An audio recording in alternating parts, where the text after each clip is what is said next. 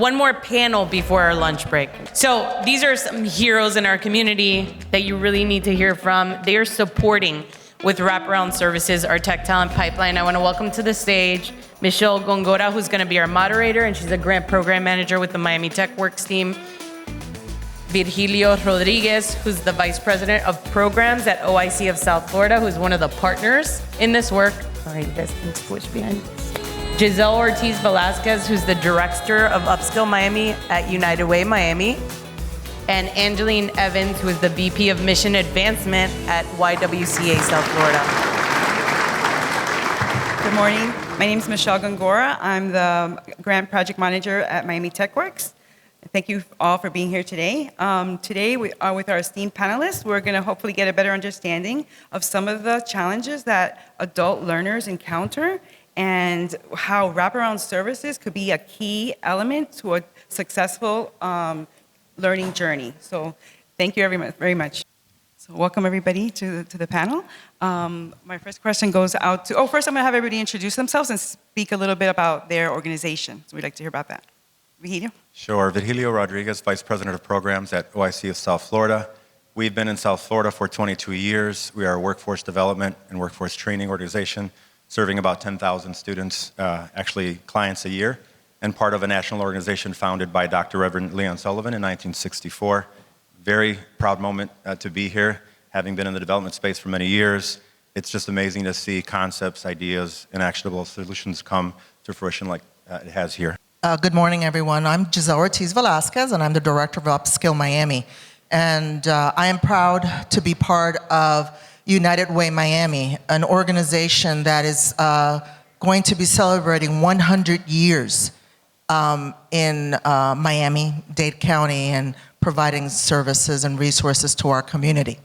Upskill Miami is a fund that was created by United Way Miami in order to invest in workforce development initiatives.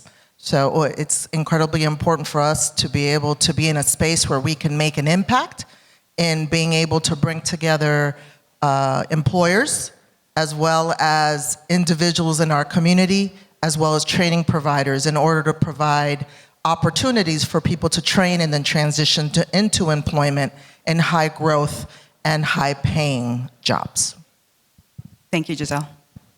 Hi, everybody. My name is Angeline Evans, Vice President of Mission Advancement at YWCA South Florida.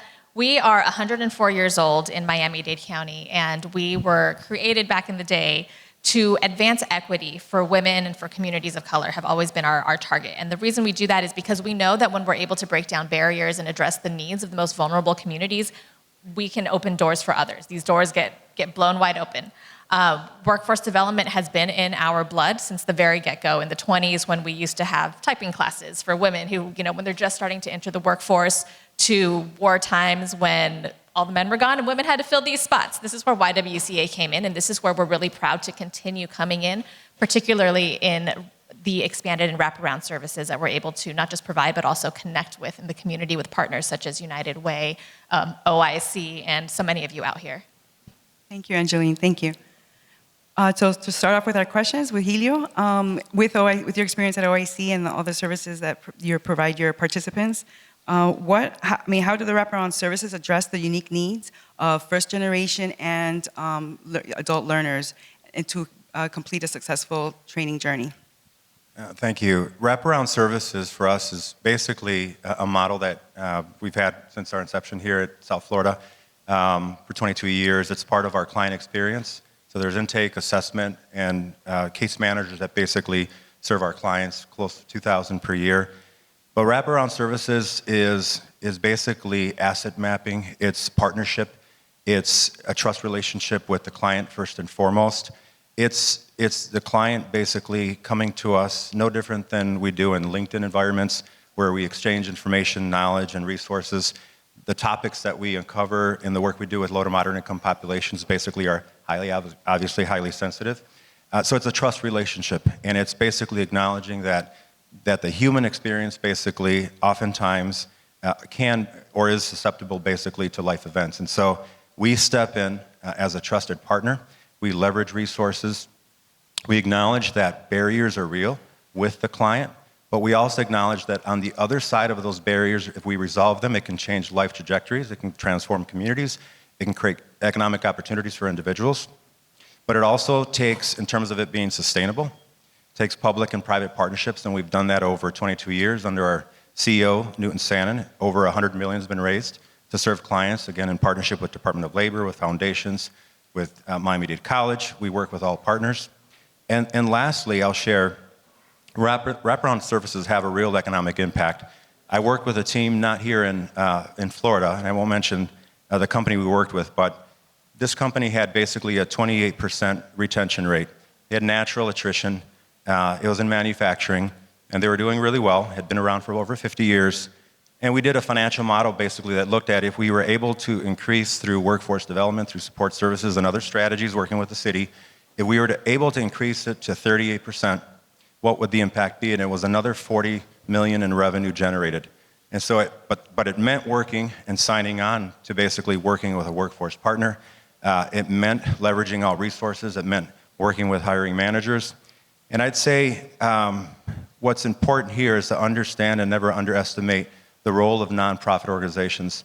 It's oftentimes under a mission and really specific vision and mission and outcomes, what government can't do and what the for-profit sector couldn't do. So I would say, again, with $100 million that we've invested and leveraged over the years, wraparound services is going to be more and more vital when we look at the challenges that we're facing in the future. Yes, absolutely. Wraparound services are very vital. Thank you. Thank you, Vigilio. So Giselle, I have a question for you.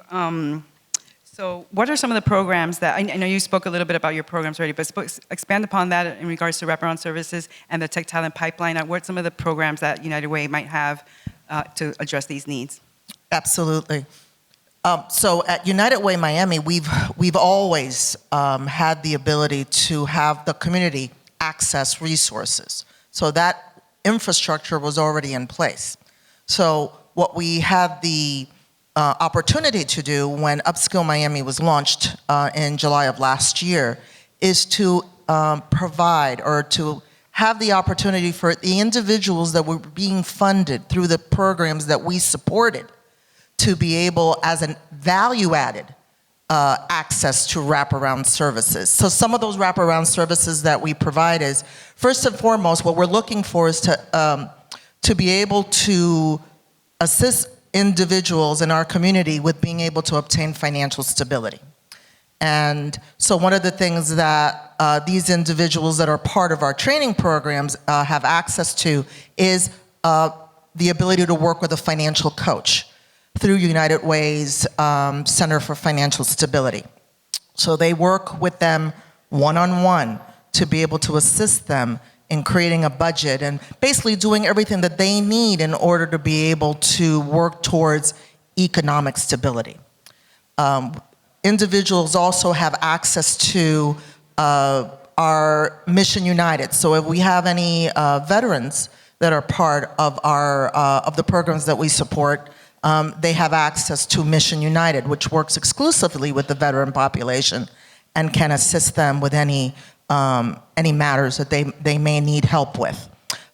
We also partner with Legal Services of Greater Miami to be able to provide legal assistance to the individuals that we're supporting.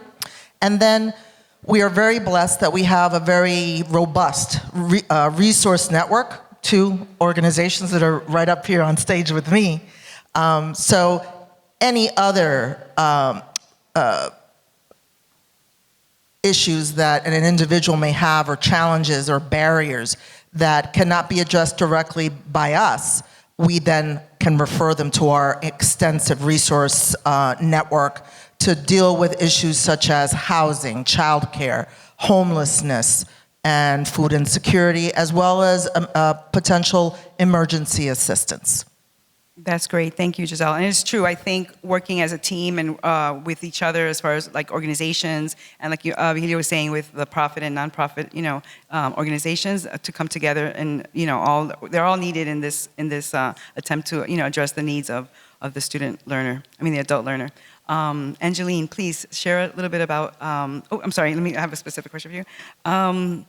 So, in what ways do the wraparound services contribute to a more inclusive and supportive education environment? Yeah, I think wraparound services are really absolutely critical to creating this inclusive force, right? I think a couple of the panels have talked about, the various ways that we are reaching and addressing the community needs, but really understanding, and I think both of these organizations here do just very well, is understanding what adult learners have different. I think a lot of the focus in a lot of ways in tech has oftentimes been for those students that are coming out.